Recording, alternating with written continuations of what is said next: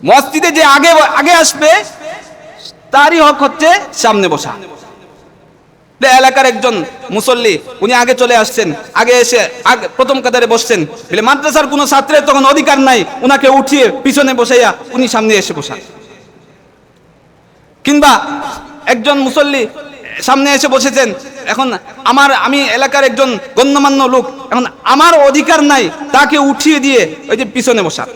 এক সাহাবী মসজিদে আসছেন, আসার পরে আল্লাহ রাসূল সাল্লাল্লাহু আলাইহি ওয়াসাল্লাম দেখছেন, আল্লাহ রাসূল বলছেন তুমি জায়গায় বসে যাও। এটা মসজিদের একটা গুরুত্বপূর্ণ আদাব।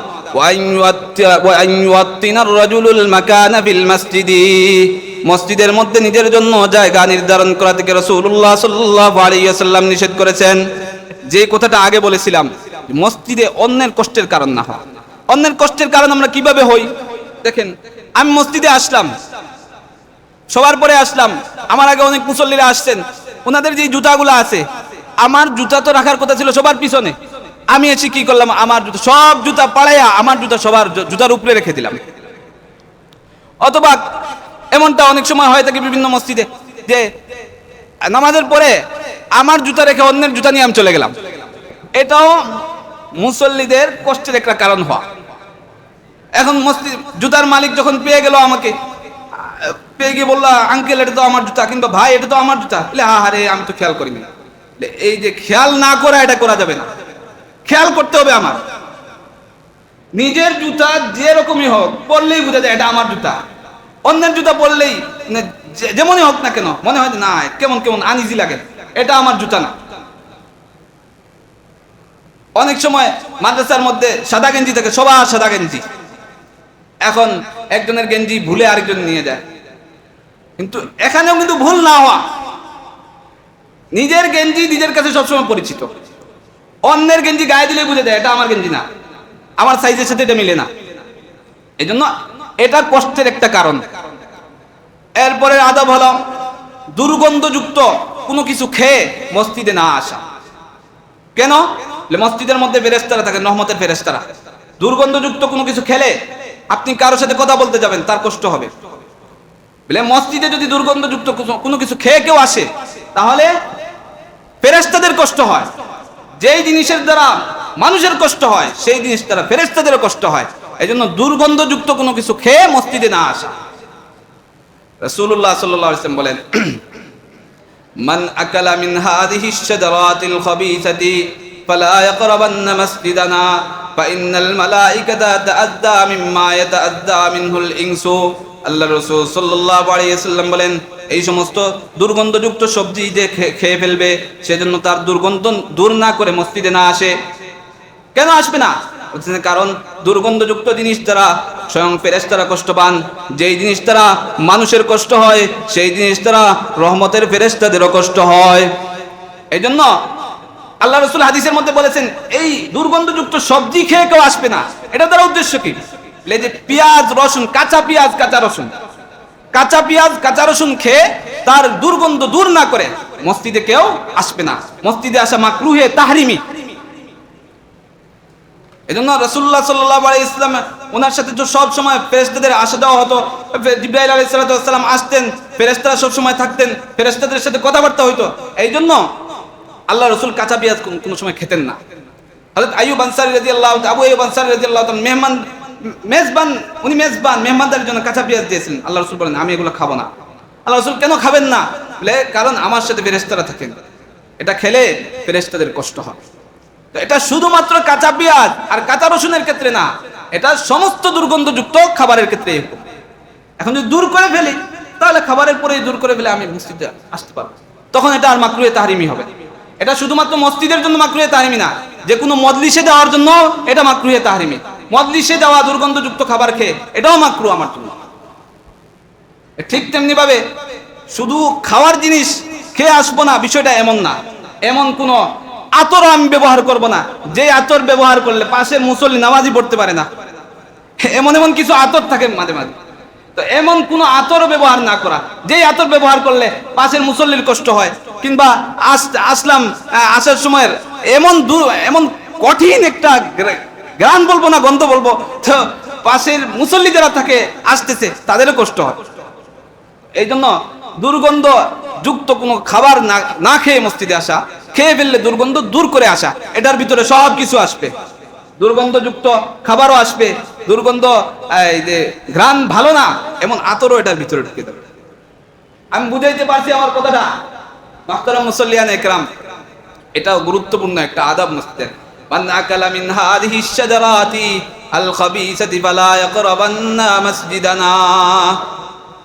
তো আমাদের সামনে যে সমস্ত মসজিদের আদাবগুলো আলোচনা হলো, আল্লাহ তাআলা প্রত্যেকটি আদাব, আমাদের প্রত্যেকটি আদাবের দ্বারা আমাদের জীবনকে সজ্জিত করার তৌফিক দান করুন। রাসূলুল্লাহ সাল্লাল্লাহু আলাইহি ওয়াসাল্লামের সুন্নাত দ্বারা আমাদের জীবনকে সজ্জিত করার তৌফিক দান করুন। মুহতারাম দোস্ত, মসজিদের আরেকটা আদব বলে দিই। আরেকটা আদব হলো মসজিদে আগে আগে আসা। মসজিদে সব সময় আগে আগে আসা। অনেক সময় দেখা যায় মসজিদে অনেক মিস্ত্রিরা কাজ করেন, এইদিকে নামাজ চলতেছে, ওইদিকে মিস্ত্রিরা কাজ করতেছেন, কোনো ফিকিরই নাই।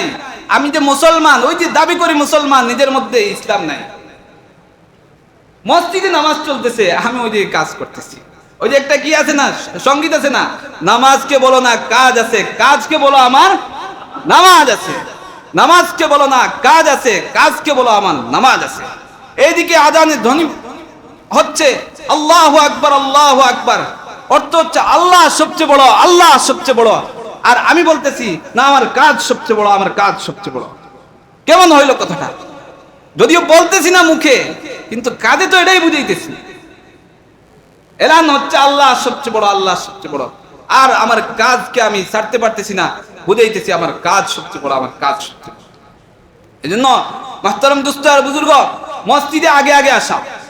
রাসূলুল্লাহ সাল্লাল্লাহু আলাইহি ওয়াসাল্লাম বলেন, সাবাতুন ইউযিল্লুহুমুল্লাহু তাহতা যিল্লি আরশিহি ইয়াওমা লা যিল্লা ইল্লা যিল্লুহু। আল্লাহ রাব্বুল আলামিন হাসরের ময়দানে 7 প্রকার ব্যক্তিকে স্বয়ং তার আরশের নিচে ছায়া দান করবেন।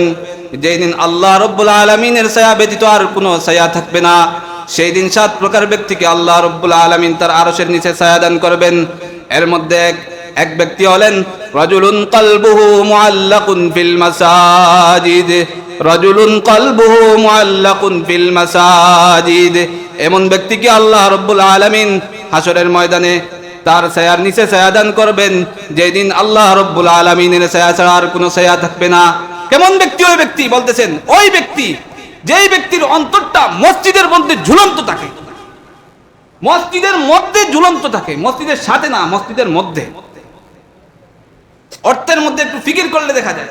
বলে আমি যখন আজান হয় তখন মসজিদে চলে আসে, নামাজ যখন হয় নামাজ শেষে আবার চলে যায়, আবার গিয়ে তখন অপেক্ষায় থাকে আমার রব আবার কখন আমাকে ডাক দিবেন, আবার কখন মসজিদের মাইকে এলান হবে আল্লাহু আকবার, আল্লাহু আকবার। ওই অপেক্ষায় থাকে, তার অন্তরটা মসজিদের মধ্যে ঝুলন্ত থাকে। যখন আজান হয় কাজকে আবার পিছনে ফেলে আবার মসজিদের দিকে অগ্রসর হয়ে যায়। ওই ব্যক্তি হচ্ছে ওই 7 ব্যক্তির এক ব্যক্তি। রাজুলুন কলবুহু মুআল্লাকুন ফিল মাসাজিদ। আল্লাহ রাব্বুল আলামিন আমাদেরকেও এই প্রকার ব্যক্তিদের অন্তর্ভুক্ত করুন। আমিন বলেন না কেন সবাই? আমিন আমিন। আরেক ব্যক্তি, অন্যান্য ব্যক্তিরও কথা বলে ফেলি। আরেক ব্যক্তি আল ইমামুল আদিল, ন্যায়পরায়ণ বাদশা, ন্যায়পরায়ণ শাসককে আল্লাহ তাআলা ওই 7 ব্যক্তির এক ব্যক্তি বানাবেন। যেই ব্যক্তি আল্লাহ রাব্বুল আলামিনের হুকুম মতো দেশ চালাবে, যেই ব্যক্তি আল্লাহ রাব্বুল আলামিনের হুকুম মতো সমাজ চালাবে, যেই ব্যক্তি আল্লাহ রাব্বুল আলামিনের হুকুম মতো মসজিদ চালাবে, মাদ্রাসা চালাবে, স্কুল চালাবে, কলেজ চালাবে, সবকিছু চালাবে, বলে সেই ব্যক্তিকে আল্লাহ তাআলা এই যে জান্নাতের মধ্যে আল্লাহ রাব্বুল আলামিন তার আরশের ছায়ার নিচে ছায়া দান করবেন।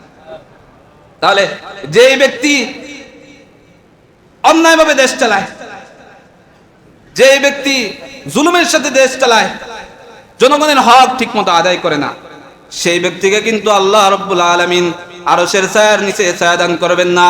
আল্লাহ রাব্বুল আলামিন হযরত আবু বকর রাদিয়াল্লাহু তাআলা আনহুকে দান করবেন, হযরত ওমর রাদিয়াল্লাহু তাআলা আনহুকে আরশের ছায়ার নিচে ছায়া দান করবেন, হযরত আলী রাদিয়াল্লাহু তাআলা আনহুকে আরশের ছায়ার নিচে ছায়া দান করবেন, ওমর ইবনে আব্দুল আজিজ রাদিয়াল্লাহু রাহমাতুল্লাহি তাআলা আলাইহিকে আরশের ছায়ার নিচে ছায়া দান করবেন।